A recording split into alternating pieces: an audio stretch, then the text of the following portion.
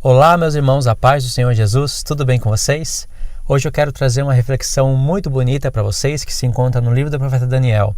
É uma reflexão que o Senhor me mostrou esses dias, eu achei muito bonita, eu compartilhei com alguns irmãos, mas agora eu quero compartilhar com todos vocês. É bem rápida, se encontra no livro de Daniel, no capítulo 2. Então, como vocês já me acompanham, já têm escutado eu falar da estátua, dos animais, do reino do anticristo, do estabelecimento do reino de Cristo, então vai ser fácil falar. Olá pessoal, eu sou o Luiz do canal Reino Eterno. Esse é um canal que também tem estudos bíblicos e o meu desejo é fazer com que muitos entendam a palavra de Deus. Não se esqueça de se inscrever no canal e de deixar o seu like no vídeo. Deus abençoe a sua vida em nome do Senhor Jesus. É o seguinte, no capítulo 2, Deus deu um sonho para Nabucodonosor, rei da Babilônia. É um sonho que ele ficou incomodado. Resumindo, ninguém conseguia interpretar esse sonho. Os magos da Babilônia não conseguiram, o rei Nabucodonosor ficou incomodado com isso, e aí ele mandou matar todos os magos, incluindo Daniel, que estava lá, e os seus 3 amigos. Mas o que aconteceu? Daniel clamou ao Deus dos céus para que Deus tivesse misericórdia, para que eles não perecessem junto com os outros sábios da Babilônia. Porque se você ler a história lá, você vai ver que Nabucodonosor não quis contar o sonho para ninguém, porque Nabucodonosor desconfiou que as pessoas iriam falar ao seguir ele. Então, para que fosse verificado que a interpretação do sonho seria verdade, Nabucodonosor queria que as pessoas falassem qual foi o sonho que ele teve. Imagine, é um rei esperto, né? Em algumas traduções dá a entender que ele esqueceu do sonho, mas não é isso não. Nabucodonosor sabia qual era o sonho, mas ele queria que alguém contasse qual foi o sonho que ele teve para ele saber que a interpretação seria certa. E o único que conseguiu fazer isso foi o profeta Daniel. Essa foi a primeira visão que o profeta Daniel teve, porque Daniel teve essa visão também. Nabucodonosor teve a visão através de sonho, mas depois deu a mesma visão para o profeta Daniel e deu a revelação toda coerente, tanto é que Nabucodonosor se prostrou diante de Daniel e mandou dar todos os direitos que tinha prometido para ele. Enfim, a visão era uma estátua, a estátua que mostrava reinos. Você conhece Babilônia, Pérsia, Grécia, Roma. É claro que a estátua tem bem mais reinos que isso quando você vai estudar a história. Não são somente 4 reinos na estátua, a estátua é complexa, mas é também maravilhosa. Mas é o seguinte, começa com Babilônia. Depois vai para a Pérsia, depois vai para a Grécia e cai em Roma, nas pernas de ferro. E aí as pernas de ferro se estendem até o final, até a ponta dos dedos. Mas nos pés é inserido barro, barro misturado com ferro. E aí o seguinte, vem a pedra, bate nos pés da estátua, está escrito que ela fere os pés da estátua, e então derruba a estátua todinha, todos os reinos caem. Diz a profecia que quando a pedra veio e feriu a estátua nos pés, foi destruído o ferro, o barro, o bronze, a prata e o ouro. Tudo virou pó. Olha só que palavra-chave, pó. E o vento veio e levou tudo. Essa palavra pó, ela volta a aparecer em Daniel 12. Isso é uma conexão tremenda com o início da palavra de Deus, que o homem é pó e ao pó retornará. É isso que está acontecendo com toda aquela estátua. Os filhos de Deus também vieram do pó da terra, mas eles são chamados para serem como as estrelas do céu. Esse assunto de pó da terra, estrelas do céu, tem um desfecho lá em Daniel 12, maravilhoso. E tem um início lá na palavra de Deus, não é? Pó da terra, alimento para a serpente, isso veio por causa do pecado, tudo isso é assunto espiritual tremendo. Mas o que acontece? A pedra vem, fere a estátua nos pés, derruba todos aqueles materiais, tudo vira pó e o vento leva tudo. Outro detalhe importante é que a palavra vento no hebraico é ruach, e significa vento também é usada para espírito. Isso quer dizer que o espírito do Senhor vem e leva tudo que é pó e não se acha mais lugar para eles. Então é interessante entender o seguinte, que aquela pedra, após ter feito isso, ela se torna um grande monte. E monte é reinos, não é? Lembra de Apocalipse 17? As 7 cabeças são 7 montes, que também são 7 reis. Então aquela pedra se torna um reino que jamais terá fim. Esse é o reino eterno, irmãos, o reino que jamais terá fim. Então isso foi revelado para Daniel e Daniel louvou ao Deus dos céus, engrandeceu ele, porque Daniel entendeu que Deus coloca reis e remove reis. Deus estabelece reis e remove reis. Mas vem um reino que é um reino eterno, que é o reino de Cristo. Esse é o Rei dos Reis e Senhor dos Senhores. Isso significa o estabelecimento do reino de Cristo. Mas antes disso acontecer, vão ter 10 dedos, que está em paralelo com os 10 chifres da besta.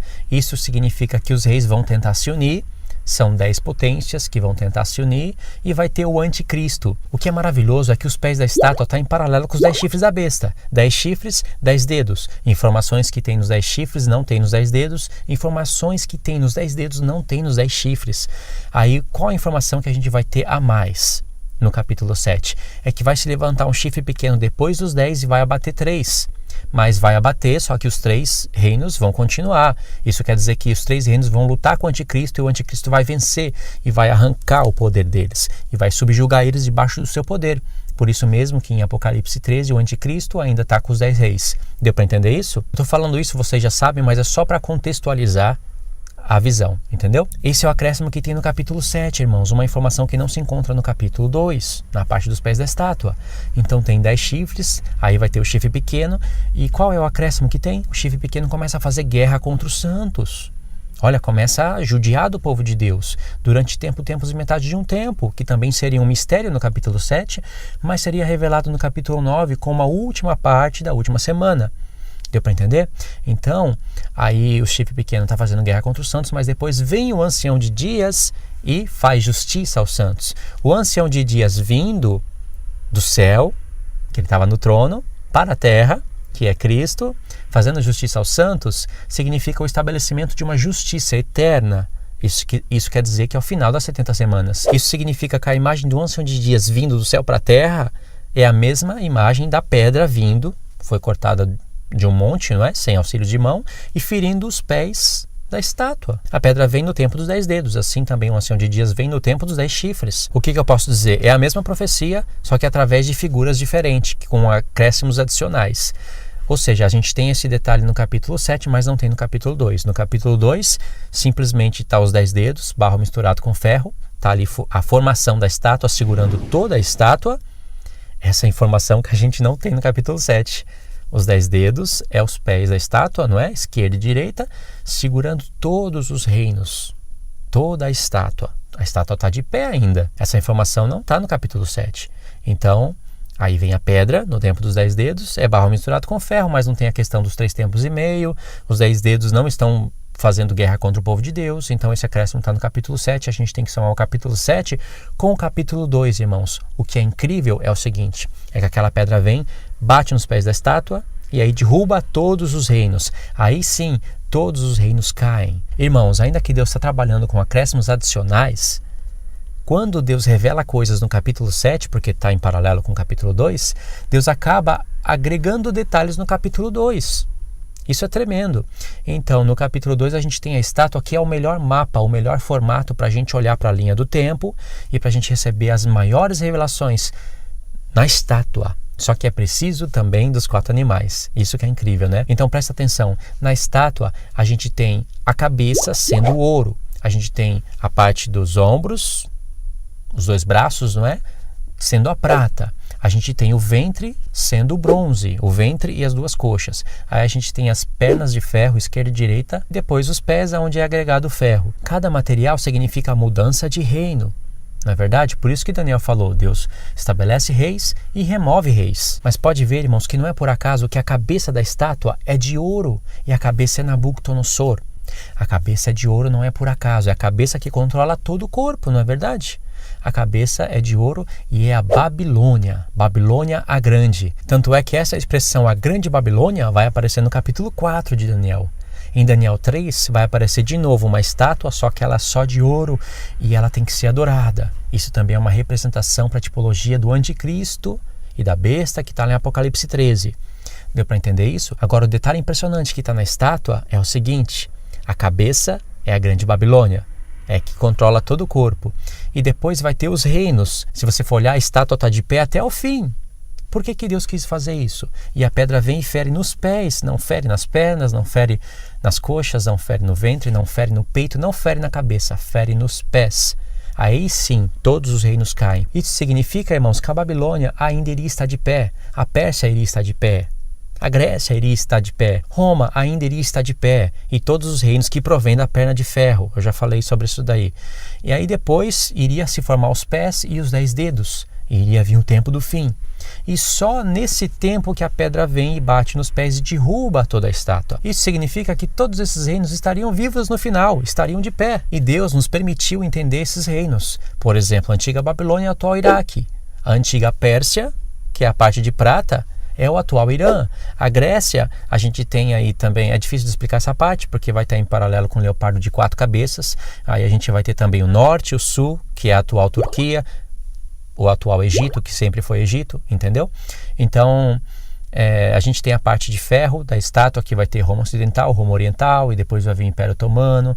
Na perna direita da estátua, agora eu estou falando certo, né? A perna direita da estátua, que vai estar do lado esquerdo ocidental, aí vai vir a parte da Europa, e aí esses reinos essa cortina de ferro vai indo até o final, até a parte dos pés. E aí esses reinos que estavam todos dispersos, separados, começam a tentar se unir. Aí a gente tem Primeira e Segunda Guerra Mundial. E aí na parte dos pés, irmãos, os pés também é barro e ferro. Aí mostra que os reis vão tentar se unir. Eles vão começar a se unir até vir a parte dos dedos.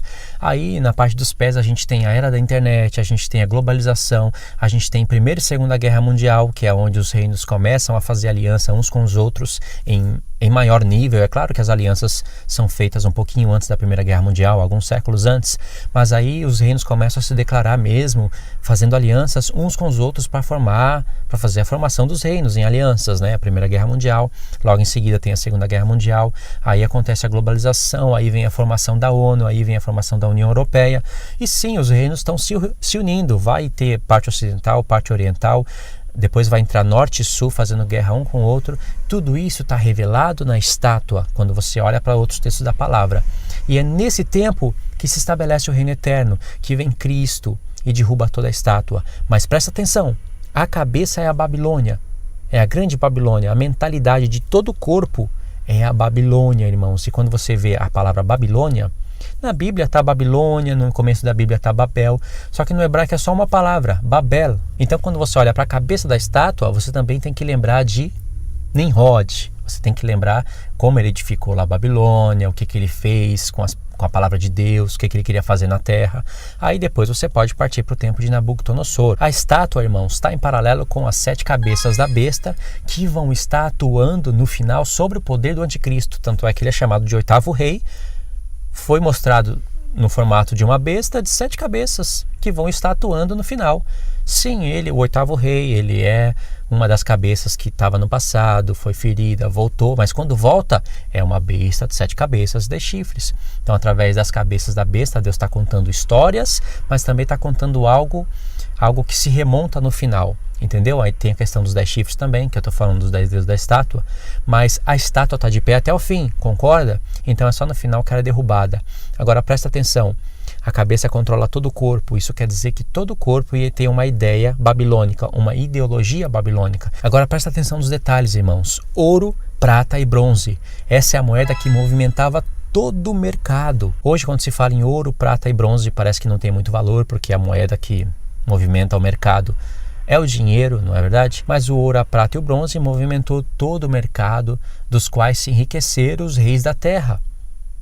E o ouro é a cabeça, a ideia babilônica, depois tem prata, depois tem bronze. Aí depois, irmãos, Deus vai mostrar as pernas da estátua, que vai entrar a Era do Ferro. Essa Era do Ferro é maravilhosa, cheio de detalhes, maravilhosa, mas também tenebrosa. Eu digo maravilhosa porque é a revelação que Deus nos deu. Mas a Era do Ferro, ela é terrível. Ela fortificou os armamentos de guerra, até o modo antigo de se fazer guerra, com arco, com flecha. Ela acabou dando mais poder para os reinos fazerem guerra.